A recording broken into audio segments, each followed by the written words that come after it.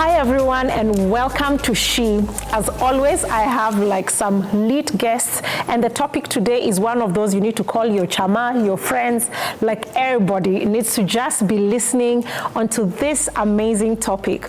And you know, it's one of those topics that, you know, like has become like a theme. Everyone is always like work-life balance until you're like, what is this work-life balance? You know, because it's one of those things that's so difficult to figure out, you know, because you're a mom, you're a friend, you're a wife, you know, you're working somewhere. Maybe. Yes, you know, like so many things that you're doing. How do you balance them? Is it even possible to balance that? And that's what we'll be talking about today. And these three amazing ladies will be telling us what they do. And then after that, we can just delve deep. Maybe we start with you, Winnie. Hi guys, thank you Faith so much for this opportunity. Sure. My name is Winnie Gemma. I am a wife to an amazing man. He's Mr. Gemma, and then I have 4 beautiful babies. Not babies, they are big people, but they are amazing human beings. And I'm a civil servant, I'm a student. Wow. Yeah. All those things. Imagine. You're the best person to be sitting here today. 4 children, student, civil servant. Wow, that's awesome. Thanks, Faith, and amazing ladies as well on board. I'm Asha Omar Kihara, and I'm an entrepreneur, and I'm also blessed to be a mother of 3 grown-ups, in a sense, and I thank God for that. Yes. Great. Yeah, thanks Faith for this opportunity. My name is Angie Chavangi. I am a wife to an amazing man called Andrew. I have 3 wonderful children and I am a stay-at-home mom. Oh, wow. I'm also a singer and a songwriter. Oh, wow. And I have a YouTube channel. Yes. Wow. And many other things. When I go home today, my husband will give me precious. Just go, I'm Faith, married to an amazing man, you know, and 3 boys at home. Yeah. I'm just kidding, but it's so lovely to just listen to you ladies introduce yourselves. And the more I listen to you guys introduce yourselves, the more I'm just thinking you're the best people to be here.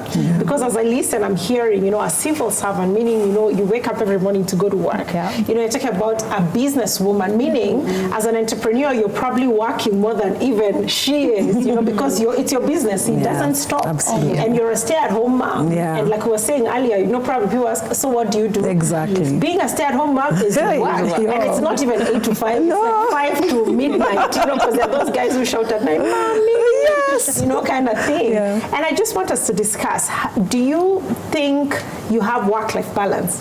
You know, how do you balance all these things? What is your day like, you know? My day as a stay-at-home mom. Yeah. First things first, wake up, pray, seek God, and then now hit the shower, and then the children. So what time is that you're waking up? So I wake up between 6:30 to 7. My kids wake up at about 8. So I have that 1 hour to do my devotions, my working out, and then now hit the shower and then hit the ground running. So after that, attend to their needs. I homeschool my kids. So we start school. Wait, let that sink. So you're a stay-at-home mom, Yes. but also homeschooling. Yes, I do them. I salute you.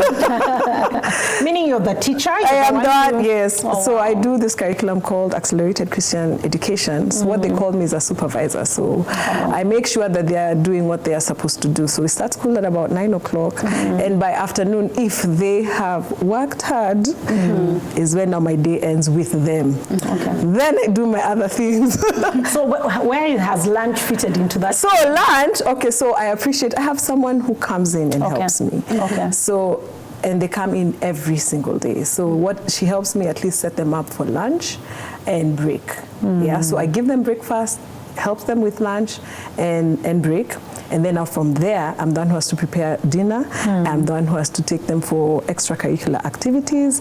Then I'm also, my other side things, have to organize myself to be able to attend to them, my YouTube channel, my singer-songwriting things, and the other 2 small biasharas. Yeah, so my afternoons is where I thrive. So I have to set up a few days what I'm doing today and what I'll do tomorrow, and that's how my day is. Then supper has to be ready by about 7 7 p.m. And then I'm the one, so the person doesn't stay with me, this one who helps me. So I'm the one who she has to leave by 5 o'clock. So by 5, because my children love my cooking, so I'm the one who has to prepare for the supper, and I'm the one who cleans up the dishes. I'm the one who has to put the kids to bed. Meanwhile, my wonderful husband is there. No. Oh my gosh. My wonderful husband. Two nights, he's usually travels 2 nights. So I'm with the kids those 2 nights. By yourself? By myself. But the other nights he's there. So he's also an amazing cook. He helps me when I'm not, when he's around. He's the one who gets into the kitchen. But when he's not, I am the one who has to then put them to bed, wash up everything, set the house again, ready for the next day. So in this whole story, when do you meet your friends? So you see this afternoon, I just told you. That one, that is where I set up my these are the ladies there. So she's there, she will help me with, watching the kids at least. The ones who haven't finished, it's just a small thing for them to finish up. I'm listening to you before maybe we come to Asha. I'm listening to you, I'm hearing discipline. You know, because your day just has to go a certain way. So you can't afford to just wake up and say, you know, let's just see how this day goes, you know. I'm hearing discipline, and I'm also hearing having the I don't say right partner, like ideal partner, you know, husband. You know, so then he's able to support here and there. And I guess getting help where you can as well. Absolutely. Wow. Wow. Interesting for me is that I don't have a typical day. That's a look-alike. Like any other, every other day is very different. So you want to throw in meetings with your team, meetings with strategy meetings with your, we run the businesses with my husband, who is also co-founder and the other director. And then I'm also, you know, mom. I'm a very present mom, thanks to the business entrepreneur aspect, where I'm able to be more flexible. So then I do pick and drop my children to and from school, and then fit in the meetings with potential customers, just meeting with friends, meetings with every other aspect in between that day. And I have most of the times extended evenings. So yes, I am not that much of an early bird naturally, so I tend to do more of the later into night because I'm then more energetic than morning. But now, because of the pick and drop, I also want to make sure that I leave the morning to my own time, devotions after I've come back, and just read up and prepare. But the interesting thing is that the days are as they come. And so for that reason, I have found it to be necessary to have a stay-in help. Because sometimes we could be as late as midnight, and you know, and sometimes and sometimes it could still be a late night and a very early morning the next day. So we could even go 2-3 days sometimes when the children have not necessarily seen us. We have just, you know, passed by and gone and back. The other interesting thing is that also because of the seasons in the business, now we are at a different season of managing growth, but earlier, where you are starting off, you tend to be more stretched. You put in so much, you are everywhere. So that is something very what should I say, significant. But then when later now we have structures, we have other team members, we are able to be less, you know, there in the business and attend to other things. It's a bit better now. Yes. And it's interesting as you speak, I'm just thinking, I guess sometimes life can be that way, like there's not 2 days that look the same. But you know, to also just understand yourself, you know, because you can be there giving yourself pressure. You're like, what time will I do my prayer time? You know, you're leaving early and things like that. But I like that you've just structured it to fit your world, but you still get your quiet time in and your time with your children, your intentionality to pick and drop them, and aspects like that. That's awesome. What about you, Winnie? I know with your 8 to 5, so to speak, if your job is 8 to 5, you know, how is it for you? I usually have very early days. I sometimes wake up at 3, sometimes at 4. 3? Yeah. It's You know how when the Spirit of the Lord speaks to you, and then you find every day at 3 o'clock you are up. I'm like, hey, is up for, there's something for me. So I do my devotions around that time. Oh, wow. Because my brain is usually so awake, so I'm like, okay, I gotta do what I gotta do. Yeah, so if not 3, maybe around 4. Okay.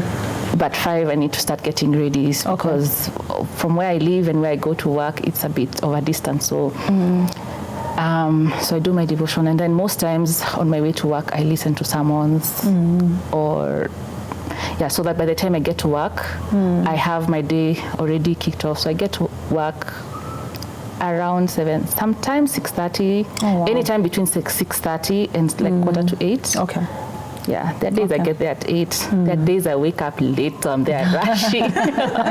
Yeah, we are normal. You know, I'll sit here listening to you, I'm like, 3, 4. But then, you know, what happens, it catches up with me because, you know, we're just humans, you know. You know, when sleep catches up with you, then one day you So there are days, I have days where I'm like lagging behind and rushing, and then of course I'm at work until I leave early. I leave like at 4:30 because of school. I'm a distant learner.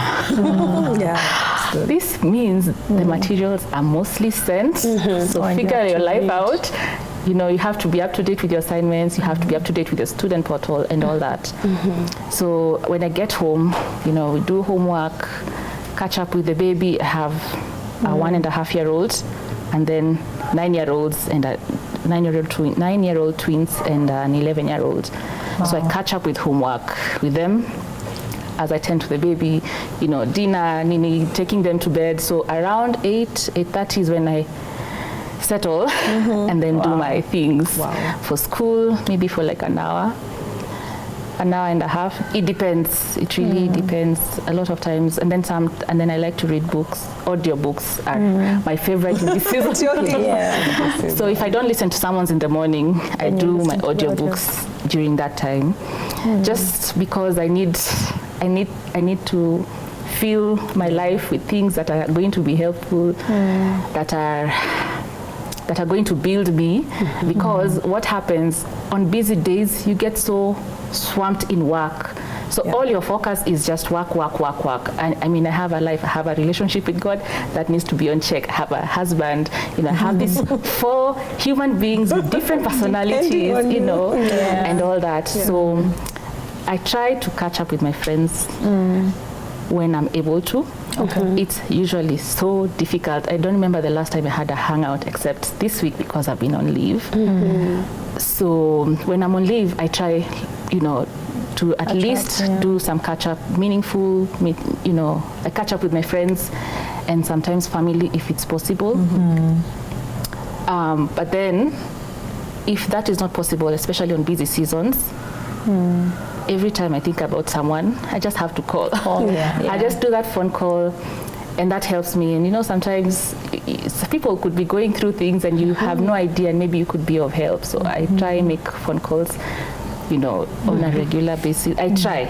It doesn't always happen, but whenever I'm able to, I try. I think the main point is being consistent and in the word intentional. Being intentional has really helped me build the friendships that I have. There are times that friendships are really hard, but then there are some that, you know, thrive, you know, as long as I'm intentional and being consistent, and then I'm growing while I'm at it, because if I call Faith, Faith will tell me, I know this conversation, I know how this conversation will go, and I know that by the time you're done, I'll go there feeling like I am encouraged. It wasn't just for stories, because I think I'm at a place in life where I am past just juicy, amazing stories to some depth. So right now I'm exactly. So not to say that wasn't, you know, it's just where I'm at in life, where I'm looking for answers. So every opportunity I get to speak to Angie, you know, to speak to say Asha and Faith, every opportunity I absorb as much as possible. And I like that you brought up the word intentional, because you know, we just have to be intentional, whether it's with your spouse, with your children, with these friendships, you know. And I always remember my dad used to tell us, you know, you don't need so many friends. And he's like, you know, I know you don't understand now, but one day you will understand. You know, and I guess as the older you get, you get to that place, you want to travel light. You just have 1, 2, 3, 5 friends, and 5 is even many, I think. You know, and then you can have depth with those friendships, you know. And I just love listening to you guys because you've just normalized being a mom. 3 different worlds, you know. You're doing different things, you know. You're employed, you're doing your own business, you're doing your own business on the side, and being a stay-at-home mom. And it's crazy, but you guys are acing it. You're being super moms. And I guess if you're at home and you're a mom and you're just thinking, I'm stressed, now you're just going to see it's normal. It happens. And when we come back, we'll get to see if there's even any inkling of balance. Yes. Or you just take every day as it comes and we see. So we'll take a short break and we'll be right back.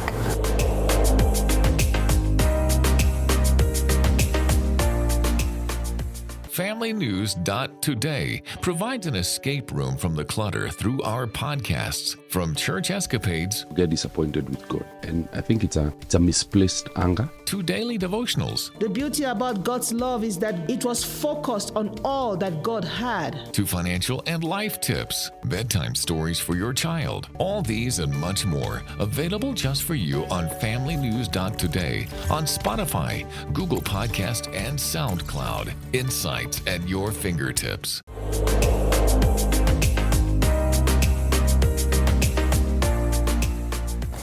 Welcome back. In case you're just joining us, this is She, I am Faith, and we're talking about work-life balance.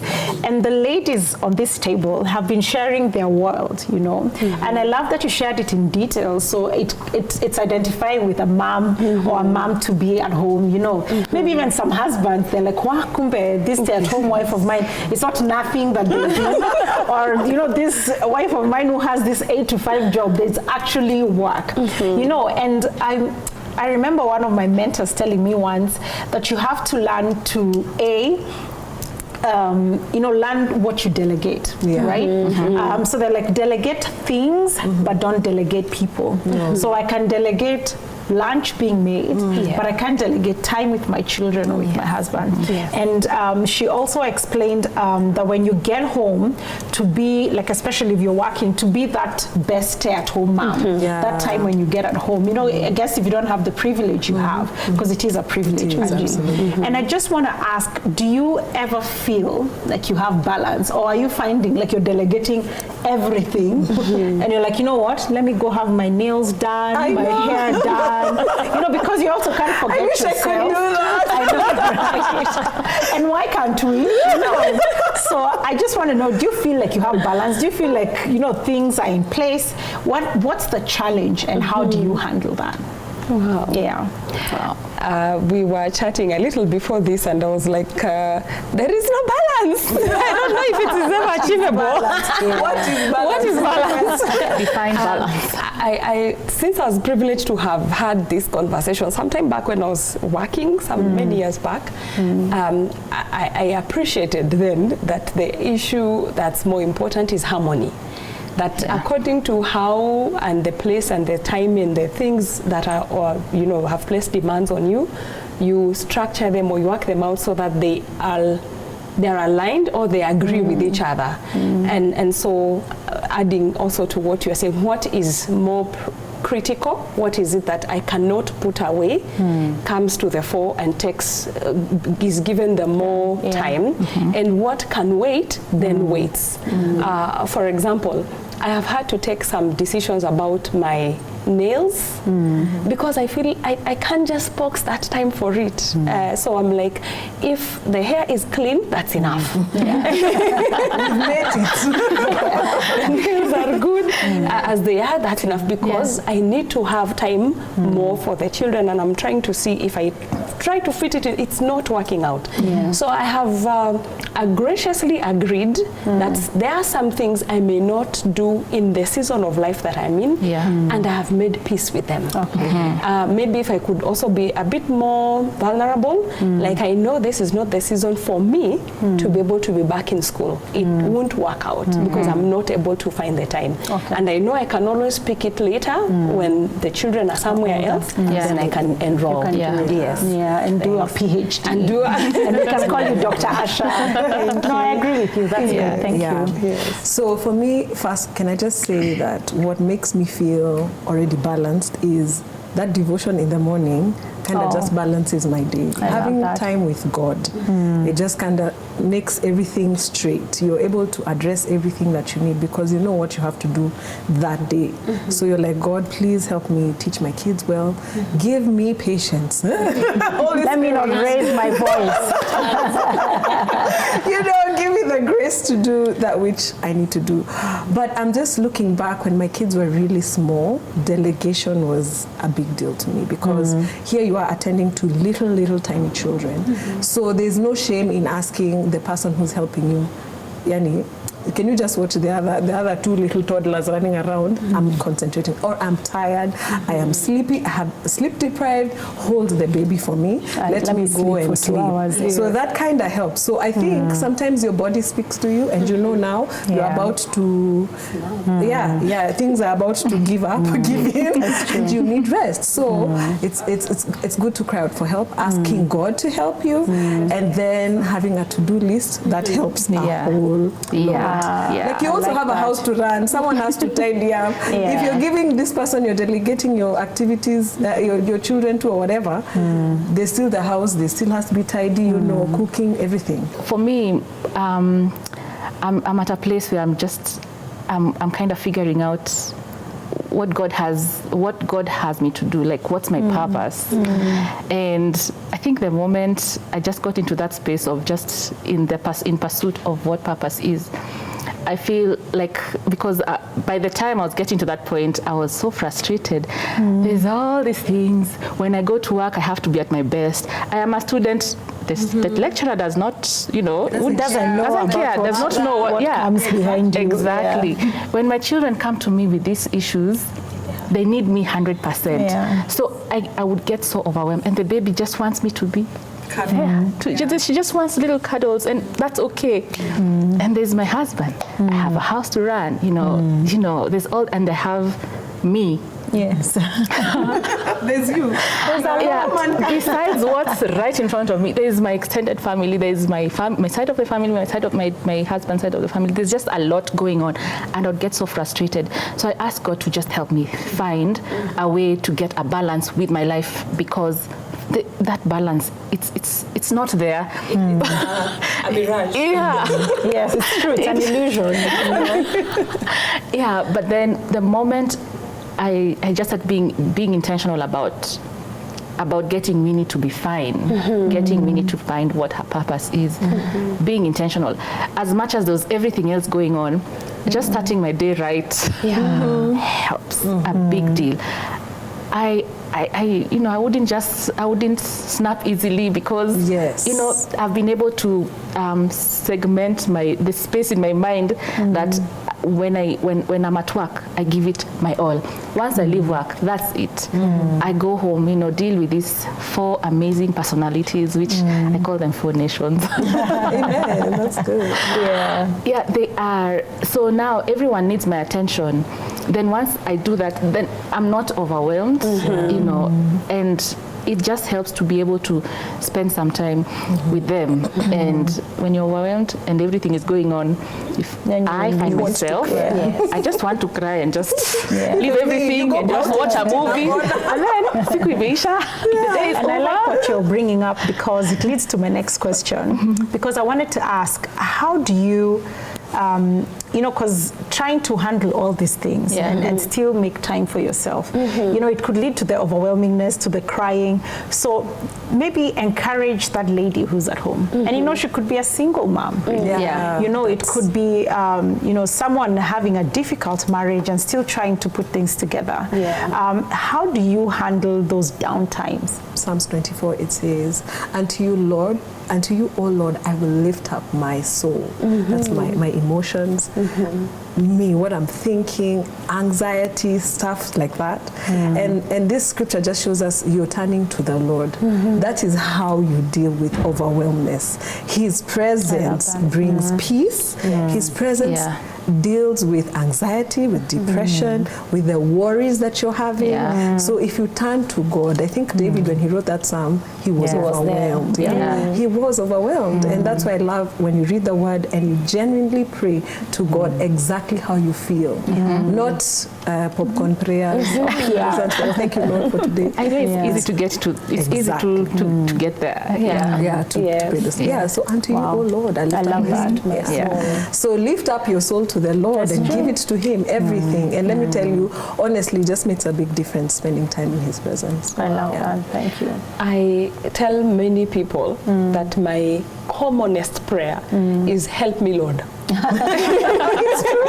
It's the one I pray like literally every other minute, because it's like the standard is that things are almost always more than you can do. And I always keep asking myself, how do those people who do not know the Lord make it without losing their heads? And so I have I would probably, and I maybe shouldn't take so long, the whole point is back to Him, where we get our source of grace and strength, because He has promised in His word that He will not let us pass through what we are not able to manage. So the Lord's grace is sufficient for every aspect. Of course, the other thing I keep sharing with people that I think I need also more wisdom, supply of wisdom from older women, from other people, even men, even my husband. At some point, he told me some interesting things. I was like, huh?